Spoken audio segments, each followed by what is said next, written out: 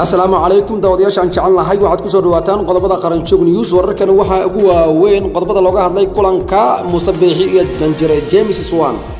waxa kale oo qodobada wararkan aad ku daawan doontaan kamid ah wararkii ugu dambeeyay kulamadii u dhaxeeyay ra'iisul wasaaraha Soomaaliya Xasan Cali Khayri iyo Alla Sunna oo fashilmay ilaa ay hadda xogta la hayo waxa ay sheegaysaa in wararkii xarunta gobolka Banaadir ay fulisay Basiir Cabdi Maxamed oo ahayd agaasimaha dadka baahida gaarka qabo ee gobolka Banaadir isla markaana aragga nafaka ahayd irka u fadhiyo dalka Qatar war cusub ka soo saaray xaaladda duqa Muqdisho iyo bukaanadii la socday ciidamo uu dalbaday ra'iisul wasaaraha Soomaaliya oo Ahla Sunna dib u celisay kana horjoostay in ay ka soo degaan garoonka diyaaradaha Dhuusamareeb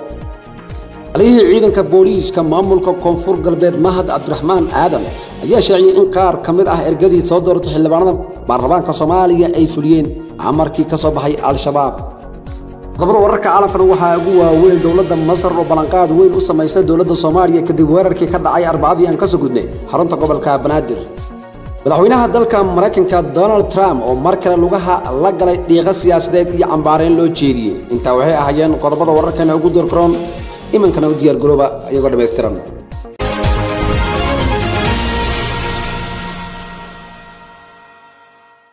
markale daawadayaal isku soo naqad haboon fadlan hadii aad ku cusubtahay channel-keena subscribe noo saar gamalkana furo si aad u noqoto qofkii ugu horeeyo wararka aan soo dhigno mahadsanid madaxweynaha Soomaaliland Musabbixi Cabdi ayaa maanta xafiiskiisa madaxtooyada kulan kula qaatay ergeyga gaarka ah ee xogayaha qaramada midoobay u qaabilsan arrimaha Soomaaliya James Swan oo yimid magaalada Hargeysa kulankani ayaa waxa lagu wada hadlay arrimo dhowr ah oo ka mid yihiin hirgelinta mashaariicda kala duwan iyo hay'adaha qaramada midoobay ay ka wadaan deegaanada Soomaaliland sidoo kale waxa kulankaani lagu wada hadlay sidii qaramada midoobay ay Soomaaliland iskaga kaashan lahaayeen kamar dhalinta howlaha bini'aadanimada iyo deegaanada ka socdaan iyo arrimo kale kulankani ayaa waxa kale la filayaa in laga wada hadlo arrimada doorashooyinka wada hadalka Soomaaliya iyo Soomaaliland xukuumadda Musabbixi oo meel adag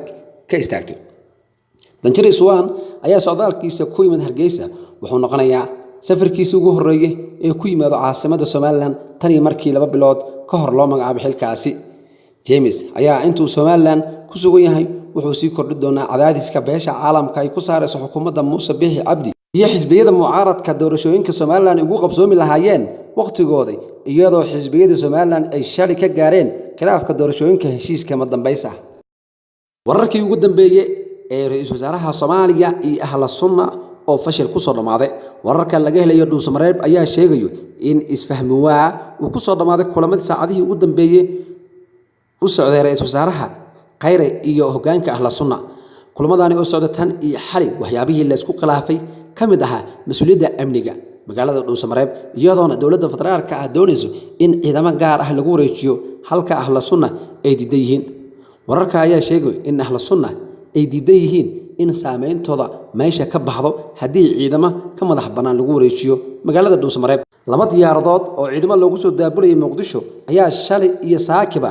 laga soo celiyay Dhuusamareeb iyo Cadaado heshiiska hoose ee ra'iisul wasaaraha iyo hoggaanka Ahla Sunna oo horay u gaareen ayaa waxa kamid ahaa in amniga magaalada ay la wareegto dawladda Soomaaliya iyo ciidanka Ahla Sunna oo la qarameeyo in la xareeyo tababarna loo furo inkastoo lagu guuleystay diiwaangelinta ciidamadaasi caqabadaha iyo culayska soo wajahayo wafdiga ra'iisul wasaaraha oo muddo bil iyo maalmo ku sugan ayaa deegaanada Galmudug waxa keeni kartaa in ay degdeg uga baxaan magaaladaasi Dhuusamareeb hadii xal laga gaari waayo khilaafka soo cusboonaaday ee la xiriira mas'uuliyadda amniga ee magaalada madaxda Galmudug ilaa iyo hadda xogta waxay sheegaysaa in weerarkii xarunta gobolka Banaadir ay fulisay Basiir Cabdi Maxamed oo ahayd agaasimaha dadka baahida gaarka qaba ee gobolka Banaadir isla markaana aragga nafaka ahayd sarkaal ka tirsan ciidanka booliiska Soomaaliyeed ayaa qaran joog news u sheegay in gabadhaani weerarka fulisay ay gacan ku siisay gabar kale oo caawiye u ahayd qofka isqarxiye Basiir oo markii hore ku shaqeyn jirtay guriga hooyooyinka ayaa dhawaanba ka shaqo bilowday maamulka gobolka Banaadir waxaana ahayd qofka kaliya ah ee aan la baarin marka ay soo galiso albaabka ee gobolka Banaadir dad badan ayaa muuqaal ahaanba arkin gabadhaani waxaana helnay wareysi ay dhawaad sanad ka hor ay siisay idaacadda Mustaqbal ee magaalada Muqdisho markii loo magacaabay xilka agaasimaha dadka baahiyada gaarka loo qabay ee gobolka Banaadir danjiraha u fadhiya Soomaaliya dalka Qatar Ambassador Cabdirasaaq Faarax Cali Tando ayaa uu ka warbixiyay xaaladda caafimaadka ee gudoomiyaha gobolka Banaadir ahna duqa Muqdisho Injineer Cabdiraxmaan Cumar Ismaan Yariisow. Ambassador Tando ayaa wareysi uu siinayay TV-ga Universal sheegay inay haatan soo hagaagayso xaaladda gudoomiyaha isla markaana ay ku filan tahay dowladda Qatar. Danjiraha ayaa sidoo kale xusay in lagu guuleystay in laga soo saaro 3 firir oo caloosha ka galay.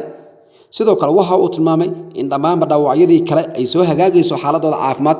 Dowladda Qatar ayaa waxa ay sameysay dadaalkii ugu weynaa waana ugu mahadcelinaa jawaabtii degdeg ah ay ka bixisay 24 saac wax ka yar ay soo dirtay diyaarad iyo 19 dhaqaatiir. dhaawacyadii oo dhan waa ay qaaday. dhaawacyadii kale oo ku soo dhaawacmay magaalada Boosaaso iyo Kismaayo iyo dhaawacyadii u dambeeyay ee ka dhacay number 4 waan ku darnay waana geynay dalka Qatar.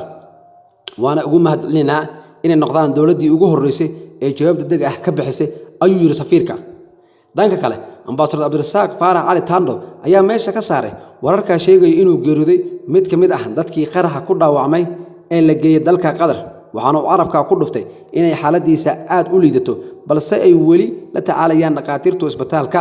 dadka dhaawacyada ah ee la gaarsiiyay Qatar oo gaariyo 12 qofood ayaa lagu dabiibayaa isbitaalka weyn ee Xamda Jarnaal ee ku yaalo gudaha dalkaasi Qatar. fadlan daawade haddii la taagan yahay waqtiga salaada waxaan jeclaan lahayn in aad salaada soo gudato dabadeedna aad ka sii wadato halka mahadsanid. wararka naga soo gaarayo gobolka Galgaduud ee bartamaha Soomaaliya ayaa ku waramayo in saaki ahla sunna wal jameeca ay dib u soo celisay diyaarad siday ciidanka taasoo ay ku wajahaneed magaalada Dhuusamareed ee xarunta dowlad goboleedkaasi Galmudug. diyaaradani ayaa la sheegay in ay la socdeen ilaa iyo 100 askari oo dalbaday ra'iisul wasaaraha Soomaaliya Xasan Cali Kheyre. sida aan wararkan ku helino madaxda xukuumadda Galmudug Sheekh Maxamed Shaakir Ali Xasan ayaa watay gaadiidka dagaalka ah ayaa tagay garoonka diyaaradaha Ugaas Nuur waxaana uu ka biyadiiday in ay gibahaanba ay degto diyaaradaasi. sidoo kale wararka ayaa intaasi ku darayo in diyaaradaasi marka ay soo gashay hawada Dhuusamareeb lagu wargeliyay in ay soo caga dhigan karin garoonkaasi haddii ay ka dhaga adeegtana ay halkaasi laga soo ridi doono. ugu dambeyntii diyaaradaasi ayaa ka noqotay magaalada Muqdisho iyadoona ciidamadii saarnaayeen dib loogu kala celiyay salageedii laga soo kala qaaday. waa diyaaradii labaad ee wada askar dib loogu soo celiyo iyadoona shalay ciidamo ku socday Dhuusamareeb laga soo celiyay gudaha magaaladaasi. dhanka kale ahla sunna wal jameeca ayaa lagu soo waramayaa in ay ka biyadiiday tahay in ay si buuxda amniga Dhuusamareeb ugu wareejiso dowladda Soomaaliya. madaxda ahla sunna ayaa dalbanayo inay qayb ka sii noqdaan sugidda nabadda galiyada magaalada taas oo ay ka hor yimid ra'iisul wasaaraha Soomaaliya Xasan Cali Kheyre. khilaafka cusub ee soo kala dhaxgalay dowladda Galmudug oo gaar ahaan garabka magaalada Dhuusamareeb ayaa waxaa loo laayahay hal iyadoona ay weli muran ay ka taagan tahay arrimaha shirkaasi dib u heshiisiinta iyo doorashada maamulkaasi Galmudug. taliyaha ciidamada booliiska maamulka Koonfur Galbeed Mahad Cabdiraxmaan Aadan ayaa shaaciyay in qaar ka mid ah ergadii soo dooratay xildhibaanada baarlamaanka Soomaaliya ay fuliyeen amarkii ka soo baxay Al-Shabaab. taliyaha ayaa sheegay in odayaashaasi dhaqanka qaarkood ay tageen deegaanada Al-Shabaab kuwa kalena ay ka biyadiideen amarkaasi sidoo hadalka u dhigay. Mahad Cabdiraxmaan Aadan oo hadalkiisa sii watay ayaa amar culus duldhigay ergada qaar gaar ahaan kuwa qaatay amarka Al-Shabaab wuxuuna ku tilmaamay in ay ka qaadi doonaan tallaabo culus isla markaana ay dhigi doonaan xabsiyada haddii ay soo noqdaan ama ay soo laabtaan deegaanada maamulkaasi. ergada loo yeeray qaar waa ay diideen qaarna way ogolaadeen. kuwii ogolaaday waxaan leeyahay magaalada Baydhabo ku soo noqon maysaan shabaab ayaa tihiin haddii aad soo laabataan xabsiga ayaan dhigaynaa ayuu yiri taliyaha ciidamada booliiska maamulka Koonfur Galbeed Soomaaliya. sidoo kale wuxuu intaasi ku daray in amarka Al-Shabaab ay ka leeyihiin laba ujeedo kala ah in ay lacag kaga qaataan ergadaasi ama ay ku iibsadaan hub ay ku dagaalamaan. 15 bishan ayay ahayd markii xogaga Al-Shabaab 45 cisha u qabteen odayaasha soo xul xildhibaanada baarlamaanka federaalka ah ee Soomaaliya iyo kuwii maamul goboleedyadaasi ku jira dalka kadib markii ay sheegeen in ay ku dhaceen falgaalnimo. markaana ku soo dhawaada wararka caalamka. dowladda Masar ayaaba ugu horeynba si xoogan u cambaaraysa weerarkii Arbacadii la soo dhaafay ka dhacay xarunta gobolka Banaadir. wararka ka soo baxay wasaaradda arrimaha dibadda Masar ayaa lagu sheegay in ay aad ugu xun tahay weerarkaasi. masar ayaa cambaarayn kadib ballan qaaday in dowladda federaalka Soomaaliya ay ka caawinayso sidii looga adkaan lahaa kooxda al-shabaab. dowladda masar ayaa waxay garab siinaysaa dadka iyo dowladda Soomaaliya dagaalka ka dhanka ah xagjirnimada iyo argagixisada ayaa lagu yiri qoraal ka soo baxay wasaaradda arrimaha dibadda dalka Masar. sidoo kale wasaaradda intaasi waxay raacisay waxaan dowladda Soomaaliya ka caawinaa dib u dhiska iyo hay'adaha xooggan iyo xasiloonida dalka guud ahaanba.